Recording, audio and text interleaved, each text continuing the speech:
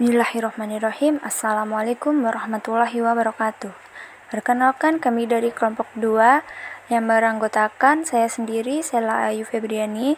Saya bersama dengan teman saya yaitu Harfani, Nida, dan Sari. Baik, di sini kami akan menjelaskan sedikit tentang ANOVA. Baik, di sini saya akan menjelaskan tentang pengertian ANOVA. ANOVA sendiri adalah sebuah langkah pengujian hipotesis dengan rata-rata yang banyak. Jadi ANOVA atau uji F berbeda dengan uji T atau uji Z. ANOVA mampu digunakan dalam menguji rata-rata hipotesis yang banyak dalam sekali pengujian sehingga akan menghemat waktu dan tenaga. Serta memiliki resiko kesalahan yang kecil. ANOVA bertumbuh pada dua konsep, yaitu varians antara kelompok dan varian dalam kelompok. Adapun asumsi dasar yang harus ada pada ANOVA yaitu kenormalan, kesamaan variasi, dan pengumpulan data yang bebas. Selanjutnya akan dijelaskan oleh teman saya.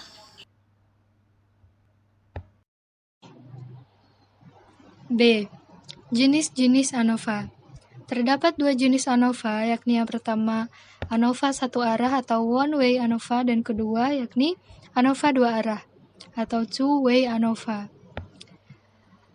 Yang pertama, one-way ANOVA adalah jenis uji parametrik untuk mengetahui perbedaan rata-rata antara dua variabel atau lebih dari dua variabel, di mana variabel dependen satu dibandingkan dengan lebih dari satu variabel independen. Yang kedua yakni two-way ANOVA, yaitu menguji hipotesis kesamaan rata-rata antara dua grup atau lebih. Prosedur ANOVA dua arah adalah menghitung data amatan pada sampel yang dikelompokkan atas dua komponen, yakni variabilitas dalam kelompok dan variabilitas antar kelompok. Jadi, di sini saya akan melanjutkan yaitu pada poin C, langkah-langkah penentuan ANOVA. Yang pertama, langkah-langkah pengujian ANOVA satu arah. Kemudian kita merumuskan hipotesisnya dulu. Kemudian, hipotesis ANOVA satu arah dapat dirumuskan menjadi hipotesis 0 sama dengan min 1 sama dengan min 2 sama dengan min 3 dan sampai seterusnya sama dengan min K. Kemudian seluruh populasi itu sama.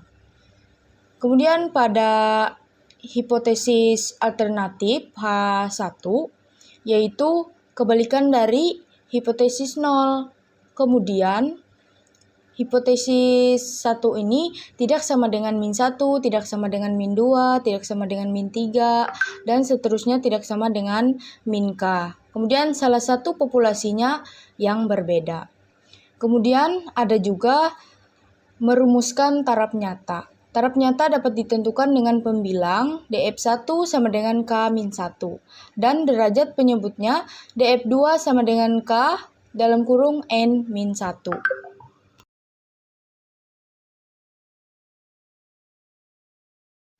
Selanjutnya yaitu menentukan uji statistik. Uji statistik dapat dilakukan dengan tabel uji sebagai berikut. Kemudian F hitung ini, bagaimana cara F hitungnya? Jadi F hitung ini MSK dibagi dengan MSE. Kemudian MSK itu apa? Jadi MSK itu JKK, jadi jumlah kuadrat. Kemudian kolom dibagi dengan derajat bebas. Kemudian MSE itu rumusnya JKE dibagi dengan derajat bebas. Jadi bagaimana kita mencari JKE, JKK, dan JKT? Yaitu bisa menggunakan rumus ini. JKT itu yaitu XIJ pangkat 2 N dikurang T pangkat 2 dibagi NK. Jadi, di sini nilai XIJ yaitu nilai KI dari sampel J. Kemudian T pangkat 2 adalah nilai keseluruhan kolom dan baris. Sedangkan N yaitu sampel dan K yaitu jenis sampel.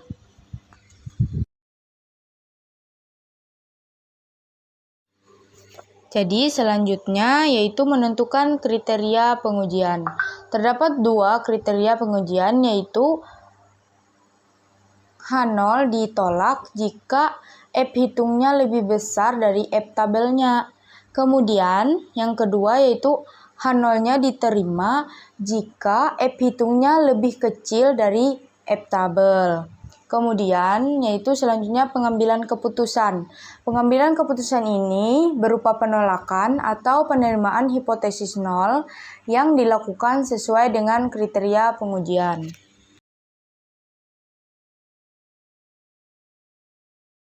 Ini ada langkah-langkah pengujian ANOVA dua arah. Yang pertama ada merumuskan hipotesis. Hipotesis ANOVA dapat dirumuskan menjadi 2. Hipotesis 0 sama dengan min 1, sama dengan min 2, sama dengan min 3, sampai seterusnya sampai dengan min K. Seluruh mean populasinya sama. Kemudian ada lagi hipotesis 1 tidak sama dengan min 1, tidak sama dengan min 2, tidak sama dengan min 3, dan seterusnya tidak sama dengan min K. Kemudian ada salah satu meannya populasinya yang berbeda. Kemudian ada juga menentukan taraf nyata. Taraf nyata faktor pertama dapat ditentukan dengan df1a sama dengan b-1 dan df2 sama dengan k-1 atau b-1. Sehingga pada tabel F sama dengan FA sama dengan df1a, df2. Sedangkan pada faktor kedua dapat ditentukan dengan df1b sama dengan k-1 dan df2 sama dengan k-1 atau b-1. Sehingga pada tabel F sama dengan FA atau df1 dan df2.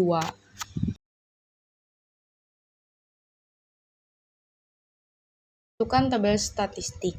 Uji statistik dua arah dapat dilakukan dengan tabel berikut ini. Cara kita mencari F hitungnya yaitu MSB dibagi MSE. Cara kita mencari MSB-nya sama dengan JKB dibagi B-1. Kemudian cara kita mencari MSK sama dengan JKK dibagi K-1. Kemudian cara kita mencari MSE, JKE dibagi K-1 dan B-1. Kemudian cara kita mencari MSB, MSK, dan MSE sama dengan 1 dalam kurung XIJ min X pangkat 2 sigma.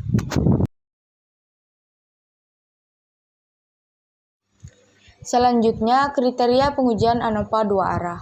Terdapat 2 kriteria pengujian yaitu faktor pertama, hipotesis 0 ditolak jika F hitung pertama lebih besar daripada F tabelnya. Kemudian, hipotesis 0 diterima jika F hitung 1 lebih kecil daripada F tabelnya.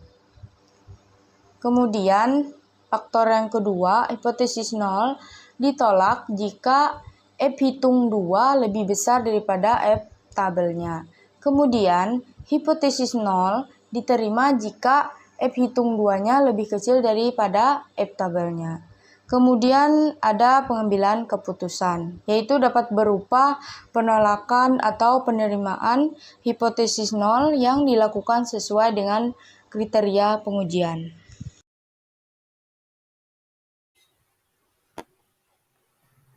Baik, di sini saya akan melanjutkan pembahasan tentang cara pengujian ANOVA. Yang pertama adalah penyelesaian ANOVA pada lampiran 2 atau ANOVA satu arah. Pada data tersebut terdapat 3 variabel yaitu ceramah, diskusi, dan praktek. Untuk mempermudah penghitungan ANOVA, di sini kami langsung mengkuadratkan semua variabel. Adapun taraf nyata yang diminta pada perhitungan di sini adalah 5% dengan ketentuan atau hipotesis 0 semua variabel sama. Baik, kita langsung saja ke langkah pertama. Pertama, merumuskan hipotesis. Dari data tersebut, maka terdapat dua hipotesis. Pertama, hipotesis 0, di mana variabel C, D, dan P memiliki rata-rata yang sama. Adapun hipotesis satunya, yaitu salah satu dari ketiga variabel tersebut tidak sama. Yang kedua, menentukan taraf nyata dan tabel F. Untuk menentukan taraf nyata, pertama kita mengurangkan jumlah variabel dikurang 1 sehingga hasilnya 2. Untuk DF2-nya, jumlah kolom dikali 3 kurang 1 sehingga hasilnya 12. Adapun F tabelnya, kita bisa melihat di tabel distribusi F. Jika dilihat pada tabel distribusi F, maka hasilnya sama, yaitu 3,89.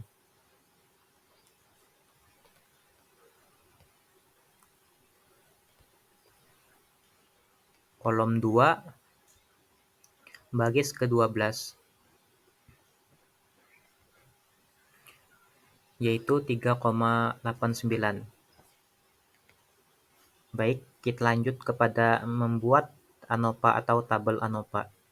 Untuk membuat tabel ANOVA, terlebih dulu kita menghitung JKT, JKK, dan JKE. Di sini perhitungan JKT-nya adalah 1968,94. Perhitungan JKK-nya adalah 140,77 dan JKE-nya adalah 1828,17.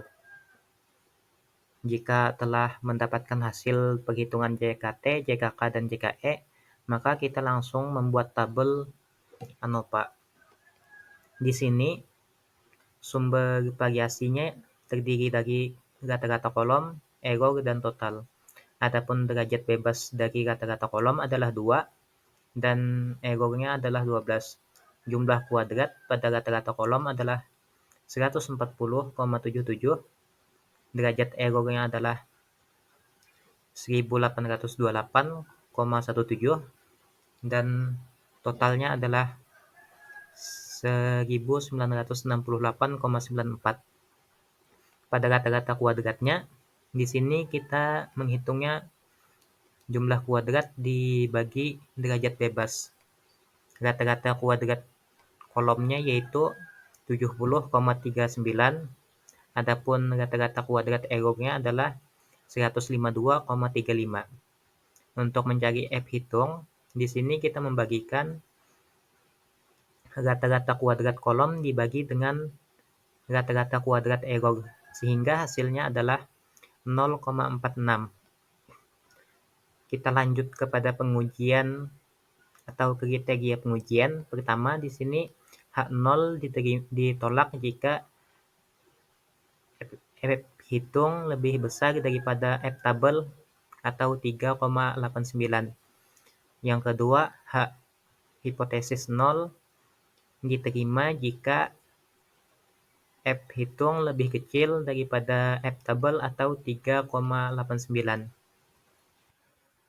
Adapun langkah terakhir yaitu pengambilan keputusan. Karena di sini F hitung lebih kecil daripada F tabel, yaitu 0,46 lebih kecil dari 3,89, maka H0 dapat diterima. Artinya, ketiga jenis variabel, yaitu ceramah, diskusi, dan praktek mempunyai nilai rata-rata yang sama. Selanjutnya, kita beralih kepada contoh yang kedua, yaitu penyelesaian ANOVA 2 arah. Di sini teman-teman bisa membaca soal atau ketentuannya terlebih dulu. Pada tabel, terdapat dua variabel, yang pertama diskusi atau A1, dan yang kedua praktek atau A2. Sedangkan kemampuan awal terbagi menjadi dua, yaitu kemampuan awal yang tinggi atau B1 dan kemampuan awal yang rendah atau B2. Masing-masing kemampuan ini memiliki jumlah data 10. Adapun rata-rata signifikasi yang diminta adalah 5%. Nah, untuk mempermudah penghitungan, terlebih dulu kita membuat tabel penolong seperti pada ANOVA satu arah, yaitu mengkuadratkan X1 atau B1, B2, B1 pada praktek, dan B2 pada praktek. Ini setelah kita mengkuadratkan masing-masing variabel, kita membuat tabel statistik yang ini berisi jumlah kolom di mana totalnya adalah 40. Adapun yang ini adalah jumlah dari keseluruhan nilai kolom atau nilai tabel, yaitu 2940. Adapun yang ini adalah jumlah dari keseluruhan tabel. Sedangkan yang ini adalah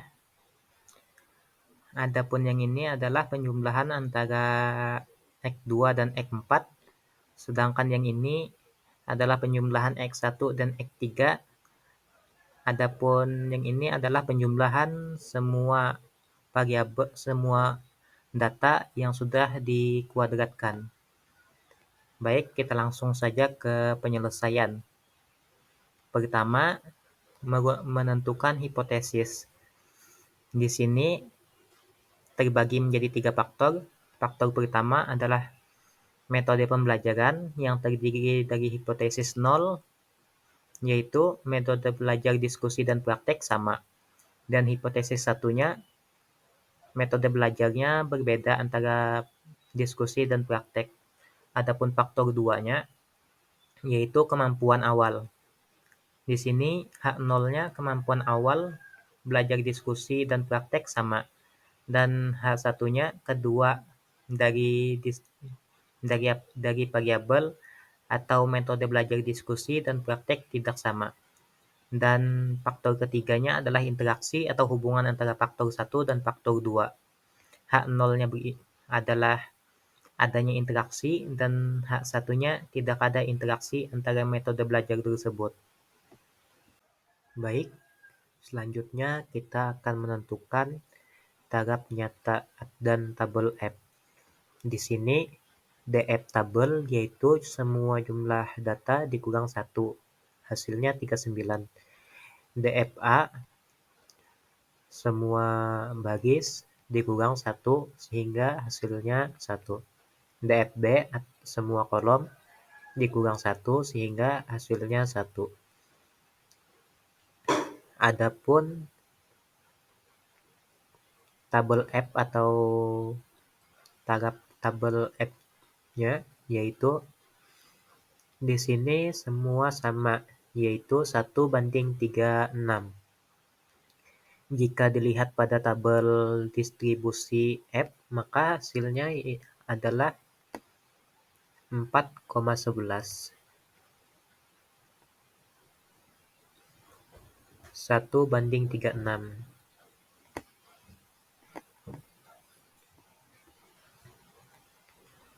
Adalah 4,11. Baik, kita lanjut kepada membuat tabel ANOVA. Untuk membuat tabel ANOVA, terlebih dulu kita menghitung JKT, JKB, JKK, JKAB, dan JKE. Hasil perhitungan dari JKT adalah 5.310, perhitungan JKB adalah 160, JKK-nya adalah 2.890, JKAB adalah 0, dan JKE adalah 2.260. Selanjutnya kita akan memasukkan perhitungan tersebut ke dalam tabel ANOVA. Di sini pertama sumber variasi terdiri dari metode belajar, kemampuan awal, interaksi, derajat error, dan total. Derajat bebas metode belajar sama dengan kemampuan awal dan interaksi, yaitu 1, sedangkan errornya adalah 36. Jumlah kuadrat dari metode belajar adalah 160, kemampuan awal adalah 2.890, interaksinya 0, dan errornya adalah 2.260. rata-rata kuadrat. Di sini kita bagikan jumlah kuadrat dibagi derajat bebas, yaitu hasil dari rata-rata kuadrat metode belajar adalah 160, kemampuan awal adalah 2800, dan interaksinya adalah 0, sedangkan errornya adalah 67,78. Untuk mencari F hitung, kita bagi rata-rata kuadrat dengan error. Di sini F hitung metode belajar adalah 2,36, kemampuan awal adalah 42,66, dan interaksinya adalah 0. Kita lanjut kepada kriteria penilaian. Dari ketiga faktor tersebut, karena memiliki F-tabel yang sama, yaitu 4,11, maka H0 ditolak jika F hitung dari faktor pertama lebih besar daripada 4,11, dan H0 dapat diterima jika faktor pertama lebih kecil daripada 4,11. Untuk faktor kedua dan ketiganya sama. Yang terakhir adalah pengambilan keputusan. Karena faktor F hitung lebih kecil daripada F-tabel, yaitu 2,36, lebih kecil daripada 4,11, 4,11, maka H0 diterima. Artinya, rata-rata metode belajar diskusi sama dengan praktek. Yang B atau faktor kedua, karena F hitung pada faktor kedua lebih besar daripada F-tabel, yaitu 46,66 lebih besar daripada F-tabel, yaitu 4,11, maka H0 ditolak. Artinya, rata-rata kemampuan awal metode belajar diskusi berbeda dengan metode belajar praktek. Dan faktor ketiga atau interaksi, di sini F faktor ketiga atau F hitung pada faktor ketiga adalah 0, sedangkan F-tabelnya adalah 4,11, maka H0-nya diterima. Artinya ada interaksi antara metode belajar diskusi dan praktek. Demikianlah pembahasan dari kelompok 2 dengan judul makalah ANOPA. Jika terdapat kesalahan baik dari segi ucapan dan perkataan, mohon dimaafkan. Akhir kata, wassalamualaikum warahmatullahi wabarakatuh.